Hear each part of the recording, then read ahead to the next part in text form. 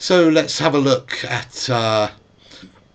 the way it's all going at the minute, because we can see everybody's aware that there's a vast shift in wealth now from the ordinary people to the 1%.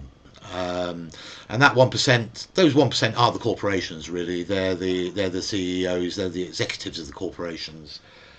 I'm sure everybody's aware in 2014 there was a very well publicised report came out from Oxfam that showed that 85 people in this world own the same amount as the bottom 3.5 billion. So 85 people own the same amount of wealth as half the world's population. The data that was analysed here came from the 2013 Forbes list. And just after Oxfam had released this material, and it was very well publicised, as I say, so they released it in January 2014, and the new Forbes list came out in April 2014. And in that time, that had gone down from 85 billionaires owning the same as half the world's population to 67. So in the space of a year, between those two Forbes lists coming out, it had gone from 85 people to 67 people that own as much as the other half of the world's population. So we can see an increasing, very, very fast increasing transition of the wealth going from the populations to the 1%. And it's not even the middle class. The middle class aren't doing very well out of this at all. And even the rich aren't doing very well out of this. It's actually the very super rich. And let's take a look at some analysis of that.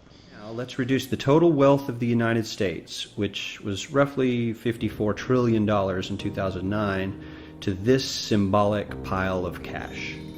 And let's distribute it among our 100 Americans. Well, here's socialism, all the wealth of the country distributed equally.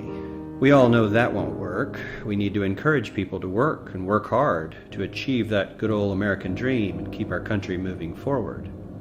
So, here's that ideal we asked everyone about. Something like this curve. This isn't too bad. We've got some incentive, as the wealthiest folks are now about 10 to 20 times better off than the poorest Americans. But hey, even the poor folks aren't actually poor, since the poverty line has stayed almost entirely off the chart. We have a super healthy middle class with a smooth transition into wealth. And yes, Republicans and Democrats alike chose this curve. 9 out of 10 people, 92%, said this was a nice, ideal distribution of America's wealth. But let's move on. This is what people think America's wealth distribution actually looks like. Not as equitable, clearly, but for me, even this still looks pretty great. Yes, the poorest 20 to 30% are starting to suffer quite a lot compared to the ideal, and the middle class is certainly struggling more than they were, while the rich and wealthy are making roughly 100 times that of the poorest Americans, and about 10 times that of the still healthy middle class. Sadly, this isn't even close to the reality. Here is the actual distribution of wealth in America. The poorest Americans don't even register. They're down to pocket change, and the middle class is barely distinguishable from the poor. In fact, even the rich between the top 10 and 20 percentile are worse off. Only the top 10% are better off. And how much better off? So much better off that the top 2 to 5% are actually off the chart at this scale. And the top 1%, this guy, well, his stack of money stretches 10 times higher than we can show. Here's his stack of cash, restacked, all by itself. This is the top 1% we've been hearing so much about. So as you can see, at that rate, it's not going to be long before they've actually got it all. Is exactly what they're after. There's no mechanism in capitalism that says stop. We've got enough now. There never will be enough. They're going to have it all. And of course, if they got it all, that means we've got nothing. There's a guy called David Boyle who's a government advisor and a fellow at the New Economic Foundation think tank, and he's warned that in 30 years and I quote now, Britain will be left with a tiny elite and a huge sprawling proletariat who have no chance of clawing their way out of a hand-to-mouth existence. He issued his stark warning as he predicted that rising property prices would effectively render the middle classes extinct as the dream of home ownership becomes ever more distant. This group of Britons, which politicians have dubbed the squeezed middle, would need to take 3 or 4 jobs just to make ends meet and no longer have time for any cultural activities.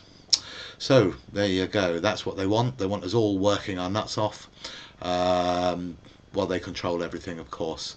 And that's what's known as slavery. So it's not capitalism we have here. There's a lot of anti-capitalist rallies, and that's all good. The sentiment's good, but we don't have capitalism at all. If this was capitalism, all those banks would have gone bust. They wouldn't have got bailed out. They would have gone bust. We would have started again from afresh, and we would have built better institutions. As it is, those institutions that went bust, we've bailed them out, and it's business as usual. We can see that there's no let up of the criminal activities, there's no let up of the bonuses. How cheeky is that? How cheeky is that? And this thing called the free market, well, it's not really free. All that means is the free market means they're free to be wolves, they're free to be predators, they can do whatever they like. And that's why we need government. We need that government to regulate them, really, because without government to regulate them, it's just going to be a free-for-all for them. And this, what we see happening now, austerity that we see happening in Europe and in Britain, this we see it as something new, but this has been going on for decades and decades and decades. If we look at Latin America, we'll hear from a guy called John Perkins in a minute, who wrote a book called The Confessions of an Economic Hitman. And his job was to go into Latin American countries, African countries, all countries all around the world, and it was his job to actually get them into debt.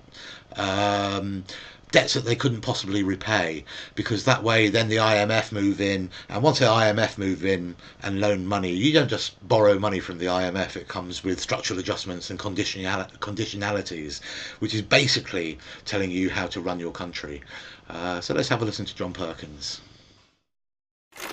We economic hitmen have managed to create the world's first truly global empire, and it's basically a secret empire. We do it many ways, but principally we identify a country that has resources our corporations covet, like oil, arrange a huge loan to that country from the World Bank or one of its sisters. The money never actually goes to the country, it goes to our own corporations to build big infrastructure projects in that country that help a few very wealthy people, but don't benefit the majority of the people who are too poor to buy electricity or have cars to drive on the highways, and yet they're left holding a huge debt that they can't repay. So we go back at some point and say, you can't pay your debts.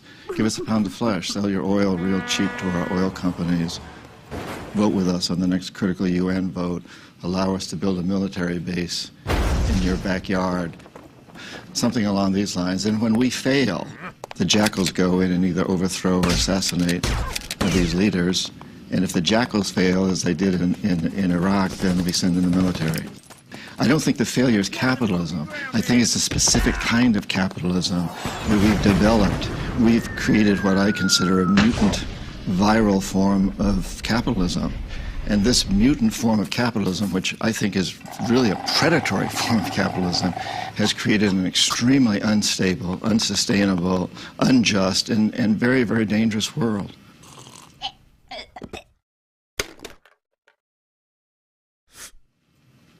I've met a lot of terrorists. I've interviewed them for books. I've never met one who wanted to be a terrorist. They're desperate people. If we want to get rid of terrorism, we must get rid of the root causes, that cancer that is destroying our whole system.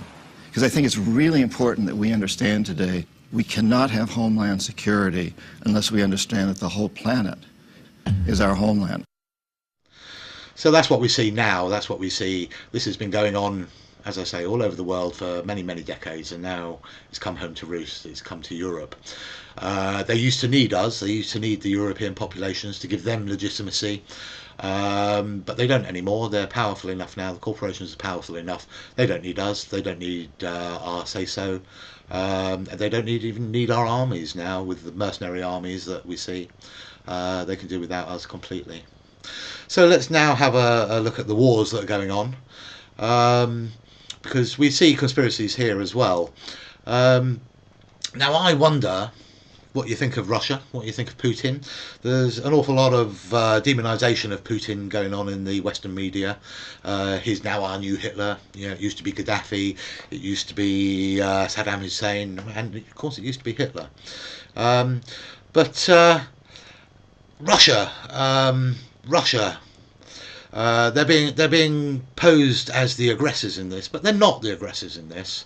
This is NATO, which is supposed to be a defensive organisation, but hasn't been a defensive organisation for a long time. It's been an aggressor for a long time. And what we see is, since the end of the Soviet Union, since the fall of the Berlin Wall in the early 90s, we see NATO pushing towards Russia's borders. We can see the Baltic states have all become part of Europe, and if you become part of Europe, you also become part of NATO.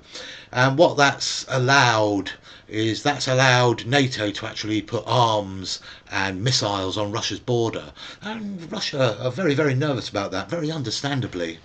And we can see now in Ukraine, I think most people in this country, most people around the world believe that Russia shot down MH17 over the Donetsk region. But you know, there's no evidence for that whatsoever.